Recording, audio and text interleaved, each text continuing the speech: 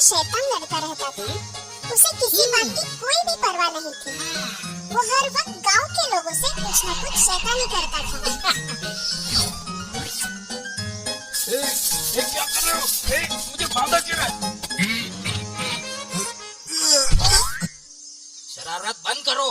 उसकी आदतों से उसके घर वाले बहुत तंग आ चुके थे। उसी वजह से उसके पिता ने उसे भेड़ें चराने का काम दिया, पर वहाँ भी उसकी शैतानी कम न हुई।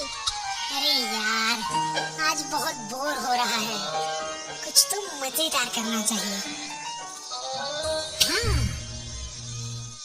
बचाओ, भेड़िया! तभी उसकी आवाज सुनकर गांव के लोग अपने हाथ का काम छोड़कर दौड़े चले आते हैं। भेड़िया? अरे हमें उसकी मदद करनी होगी। अरे मेरी मदद कर।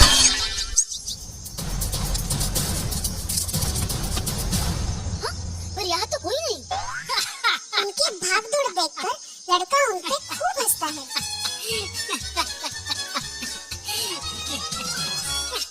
वाह, क्या मजा आया! कैसे उल्लू बनाया सबका। वो बेचारे गांव वाले उस लड़के की हरकत पर नाराज होकर फिर अपने काम पर लौट जाते हैं। कुछ दिन बाद उसे वही भेड़िए वाली शैतानी करने का मन होता है। बचाओ, बचाओ, भेड़िया! हाँ? गांव वाले फिर एक बार उसकी आवाज सुनकर मदद के लिए दौड़े चले आते हैं। हाँ? पर वो शैतान लड़का फिर से उन पे हंसता है। मैंने तुम्हें फिर से बेवकूफ बनाया। अरे ये बड़ा ही शैतान है, फिर से वही सा शैतान है। वो बेचारे गांव वाले उस लड़के की हरकत पर नाराज होकर फिर अपने काम पर लौट जाते हैं। कुछ दिनों के बाद जब वो लड़का भेड़िया चराते वक्त आराम कर रहा था, तभी अचानक से भेड़िए की आवाज सुनाई देती। असली भेड़िए की आवाज सुनकर लड़का डर जाता है।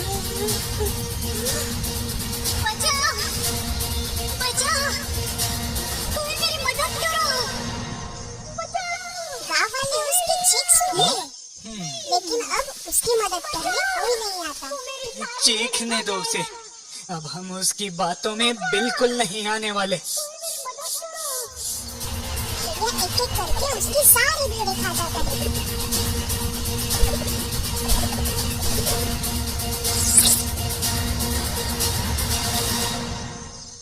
बेचारा लड़का सिर पर हाथ मारते मारते रोता रहता है। झूठ की वजह से वो अपनी सारी भेड़ें गंवा देता है। झूठे की बात पर कभी कोई यकीन नहीं करता।